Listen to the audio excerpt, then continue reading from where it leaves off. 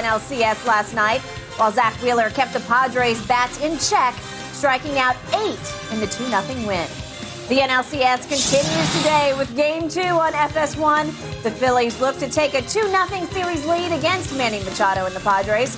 Our coverage begins at 3:30 Eastern, 12:30 Pacific on FS1 and your Fox Sports app. Well, it's been just about 2 weeks since Draymond Green punched Jordan Poole during practice. The Warriors opened the season last night with a 123-109 win against the Lakers. And that win did include Poole assisting Draymond on a bucket. Shannon, after what you saw last night on the court, how do you think this is going to work for the Warriors going forward? It's just going to be uncomfortable. They're teammates. They understand they have a job to do. And both of these guys have spoken about being professional and doing that job to the best of their abilities. But it just, I wasn't listening to the sound. But Draymond didn't even seem like Draymond last night. He didn't. I agree. And I think that's one of the reasons why they didn't suspend him, because it'd have been even more uncomfortable that Draymond wasn't there for the ring ceremony. But it just made, like I said, maybe it's just me. Maybe because I know what transpired. And I guess if you didn't know what transpired, you could say, well, I mean, it seemed like they were very celebratory and everything went off without a hitch. But it just didn't seem the same. It just seemed like everybody was uncomfortable. Yeah. It was a great ceremony, very well deserved. The rings are unbelievable. But I just think the thing is now, and there are a lot of times that, obviously football, we have, 3 times the players that a basketball team has. And everybody is not friends, but you have to be somewhat friendly. Yep. And so, you don't go to everybody's house and everybody's not hanging out and talking and chit-chatting and things of that nature.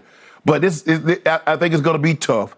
But I think they have the right mix with Steve Kerr and Myers and Gruber and Latham that oversees everything, and the Steph and Clay. The nucleus is there for them to overcome it. But I think the handwriting is on the wall. I think Draymond sees the direction that this team is going to be going in, and he's not going to be on this ship after this season. Yep. I think he's okay with that. Well, I know he wanted to spend his career. I think everybody, when you have the kind of success that they've had, Skip, you want to ride it out. You want to spend if you play 15 years, you want to be with one organization. But that's not going to be the case. But it just feels uncomfortable to me. But I do think they're going to get over it, and I think they're going to win a lot of games because this is a very, very good team that's very, very well coached. Okay. Before I address Jen's question, allow me to say I thought Steph Curry did a spectacular job emceeing the ring ceremony. Yeah. It's hard, man. Yeah. And you got a game to play, and your mind's on LeBron and the Lakers, but you're trying to pull this off. And I thought he was flawless. Mm-hmm. It was kicked off by Clay, who was a little nervous and a little sort of scattershot in all of his remarks, but they were from the heart. Right. And they played well. But then Steph just took the night over. Right. And from start to finish, he didn't miss a beat. Right. In the end, he is the cornerstone leader of that team. Yeah. Yet he doesn't ever come across to me as an extremely vocal leader, such as you were in the locker room. That's not the way Steph handles his business. Right. He doesn't have what I would call a dynamic personality. Right. He's not a force to be reckoned with in that locker room. No. As far as a vocal force. No. But I think he is a quiet force to be reckoned with. Yes. And it feels like everything emanates from him quietly, maybe much of it behind the scenes. Skip, in all those years, every year they've won the championship, got their ring ceremony parade, Draymond always has a speaking part. Yep. No, and it's not going to happen last night. Exactly. No, I agree. So to say this thing was, it was just like it normally would, that's not the case. Draymond was supposed to be, okay, Steph goes last. There's no question about it. You saved the best for last. Steph's supposed to go last. But Draymond's not supposed to get his ring first with the starters. He's supposed to be in that group with Steph last. Okay, you want to put Clay, Draymond last, whatever the case may be. It was different. He has been the spokesman for this team. Yes. And he's the one with the podcast. Yes. I thought Draymond looked extremely self-conscious last night, as if the whole world, the cameras are on me from start to finish, and they're all watching me. And he was like giddy happy, like almost too happy, like nervous happy. Right.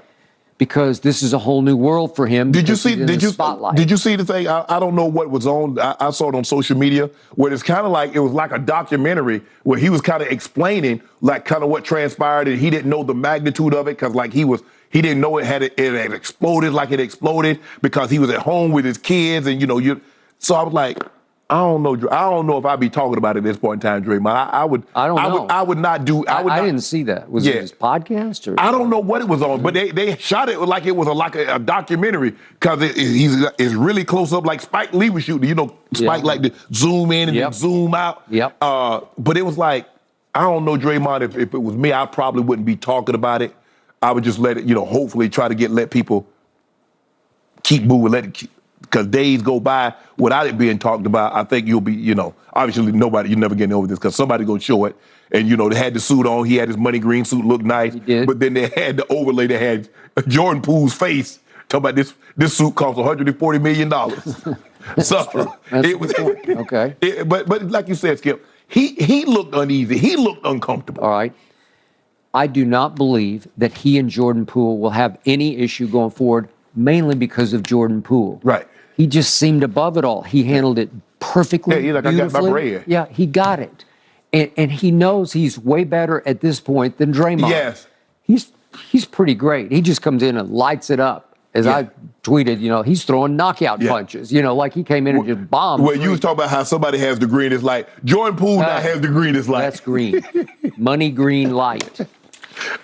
The point is, He could have escalated this on social media, nothing. Yeah. He could have escalated in the press conferences, not a word. Right.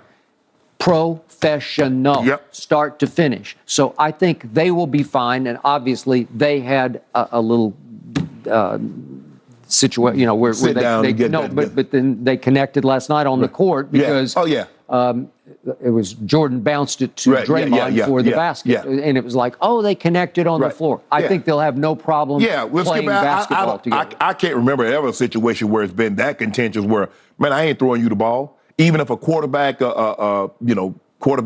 that doesn't happen often. I just read this morning, I don't know how true it is, that Trubisky and the receiver got into it. Mike Thomas says, I'm not going to confirm or deny that. But it's not going to be a situation Deontay Johnson is open and all of a sudden Trubisky like, nah, you punched me. I ain't throwing you the ball. Yeah. At the end of the day, Skip, we're team, especially during that when the game's going on, I'm trying to win a game. And so if that means giving you the ball or doing whatever it takes, that's what I'm going to do. I got it.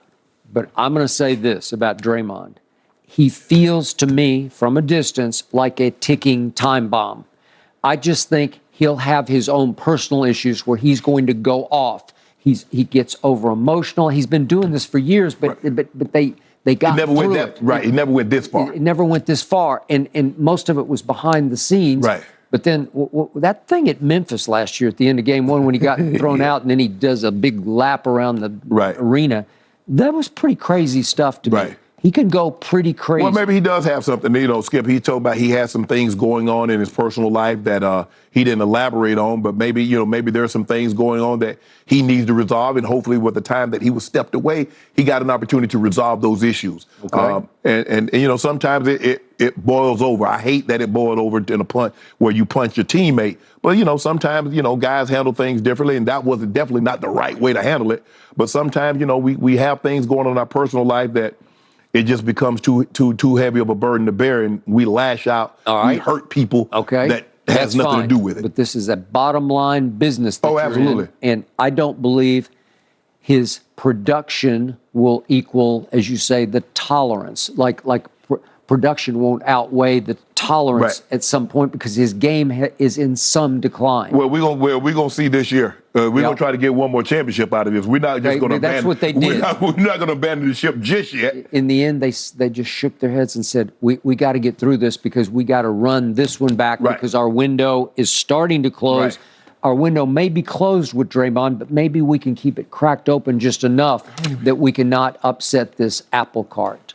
I mean, Skip, if you think about it, Draymond only played 24 minutes. Yeah.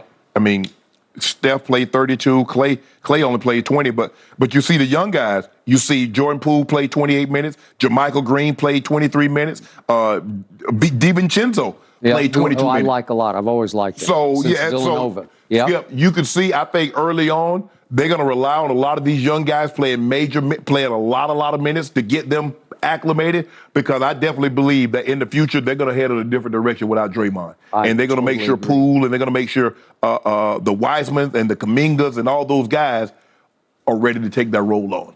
It wouldn't shock me if Draymond was gone by trade deadline. You think so? Just wouldn't shock me, because it depends on how he can manage his emotions going forward. I think Steph and Clay's like, look, let's just hold this thing down for at least one more year. You owe us that to try to get 5 with the core 3.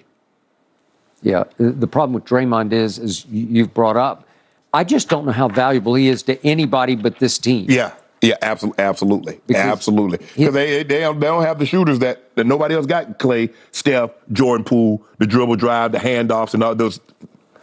Yeah. I don't know. I think it ticks going forward. Guys, I don't know that I ever remember this much drama league-wide across the league to start an NBA season. Up next for the Warriors, the Nuggets come calling.